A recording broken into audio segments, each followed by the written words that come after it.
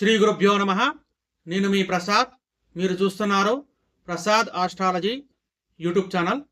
అందరికీ శ్రీ పరాభవనామ సంవత్సర శుభాకాంక్షలతో ఈ వీడియోలో మనము శ్రీ పరాభవనామ సంవత్సర పంచాంగ శ్రవణాన్ని ఈ వీడియోలో మనం చూద్దాం. శ్రీ కళ్యాణ గుణావహం రిపుహవం దుస్వప్న దోషావహం గంగా స్నాన విశేష పుణ్యఫలదం గోదానతుల్యం నృణాం ఆయుర్వృద్ధిదముత్తమం శుభకరం సంతాన సంపత్ప్రదం నానాకర్మ సుసాధనం సముచితం పంచాంగమాకణ్యతాం. ఈ పరాభవనామ సంవత్సరానికి రాజు గురువు, మంత్రి కుజుడు. ఇక నవనాయకులలో 7 గ్రహాలు శుభగ్రహాలు, 2 పాపగ్రహాలు ఉన్నాయన్నమాట. ఎక్కువగా శుభగ్రహాలు ఉండటం వల్ల దేశంలో రాజులు ప్రజలు పరస్పర ప్రేమాభిమానంతో చాలా వరకు ఆరోగ్యంగా ఉంటారు. ఈ సంవత్సరము విద్యా విధానంలో చాలా మంచి మార్పులు వస్తాయి. గురుకుల విద్యా విధానము, వేద జ్యోతిష ఆధ్యాత్మిక విద్యలు పెరుగుతాయి. ప్రవచనకర్తలు అలాగే జ్యోతిష పద్ధతులకు ఆదరణ ఉంటుందన్నమాట. ప్రవచనాల వల్ల ప్రజలు నాయకులు ధర్మ మార్గంలో నడుచుకుంటారు. ఇక నాయకులు ధర్మ మార్గంలో ఉండి చక్కటి నిర్ణయాలతో పరిపాలన చేస్తారు. ఇంకా విదేశీ రాజుల కుట్రలను మన సైనికులు సమర్థవంతంగా ఎదుర్కొంటారు. అలాగే మన దేశానికి అన్ని రకాల రక్షణ కల్పిస్తారన్నమాట. ఇరుగు పొరుగు దేశాలతో యుద్ధం జరిగే అవకాశం ఉంది. కొంత నష్టం కలగవచ్చు. ఆర్థిక సైన్యపరమైన రంగంలో కొన్ని ఇబ్బందులు కలిగినప్పటికీ పాలకులు సరైన సలహాతో రాణిస్తారన్నమాట. ఇక ఈ ఏడాది సరైన సమయానికి వర్షాలు కురవక, పంటలు సరిగా పండక ఆహార ధాన్యాల ధరలు పెరుగుతాయి. మెట్ట భూములు, వరి పంటలు, పసుపు, పచ్చధాన్యములు, శనగలు, పత్తి అధికంగా ఉంటుంది. రైతుల ఆత్మహత్య తగ్గుతుంది. అలాగే మిర్చి, నూనె, పాలు, నెయ్యి, బంగారు, వెండి ధరలు హెచ్చుతగులగును. కూరగాయల ధరలు తగ్గును. రైలు, విమాన, రోడ్డు అన్ని ప్రమాదములు చాలా తక్కువగా జరిగే అవకాశం ఉంటుందన్నమాట. ఇది మామూలుగా చెప్పాలంటే పాక్షికంగా ఇది సంవత్సర ఫలితము. ఇక రాజాది నవనాయకుల ఫలితాలు ఇప్పుడు మనం చూద్దాం. రాజు ఈ సంవత్సరము రాజు గురువయ్యాడనమాట. అందువల్ల బ్రాహ్మణులు ధర్మనులపై ఉందరన్నమాట. రాజులు ప్రజలు న్యాయంగా సంచరిస్తారు. రాజనీతి కూడా ఉంటుందన్నమాట. అలాగే సుభిక్షము, క్షేమము, ఆరోగ్యములతో ప్రజలు సుఖిస్తారు. సస్యానుకూల వృష్టియు అంటే వర్షాలు మంచిగా పడతాయని దీని భావము. అలాగే సస్యములు బాగా ఫలించును.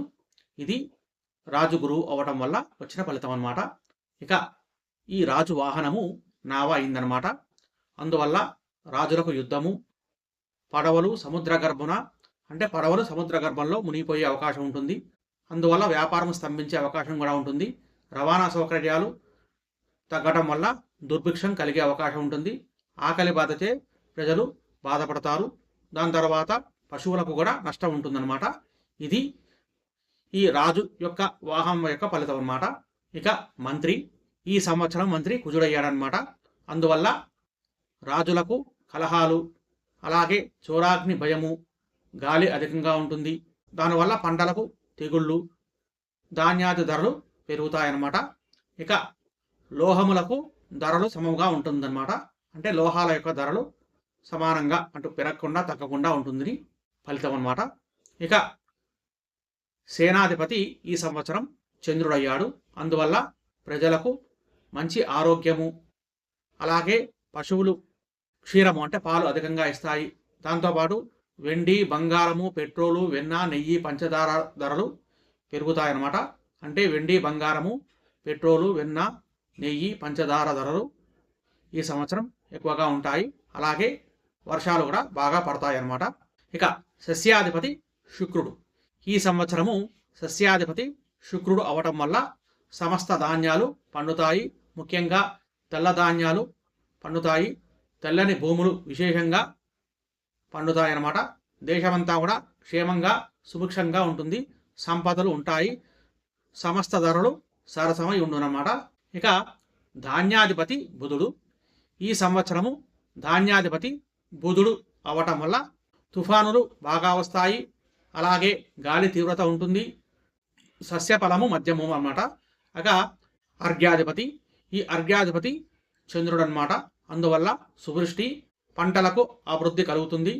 తేనె, ముత్యములు, చేపలు, గోధుమలు, వస్త్రములు, జొన్నలు, పంచదార, బెల్లము, నెయ్యి, అలాగే నూనె, పెరుగు, పాలు, వెండి, బంగారం ధరలు పెరుగుతాయి. దాంతోపాటు మేఘాధిపతి కూడా చంద్రుడు అన్నమాట.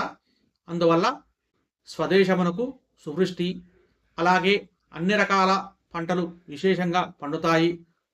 గోవులు విశేషంగా పాలిస్తాయన్నమాట. ఇక రసాధిపతి రవి.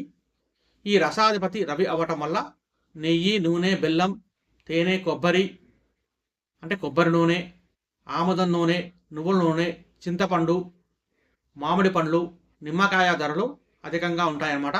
ఇక నీరసాధిపతి శుక్రుడు. ఈ నీరసాధిపతి శుక్రుడు అవటం వల్ల కర్పూరము, అగరు, చందనము, బంగారం, వెండి, ముత్యాలు అధిక ధరలు లభిస్తాయన్నమాట. ఇక పశుపాలకుడు ఈ సంవత్సరం శ్రీకృష్ణుడు అన్నమాట.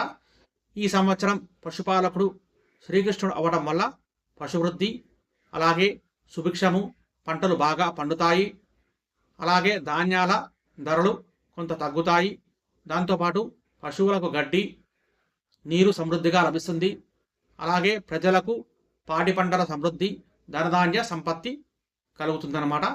అలాగే స్థాన సంరక్షకుడు ఈయన కూడా శ్రీకృష్ణుడే అనమాట.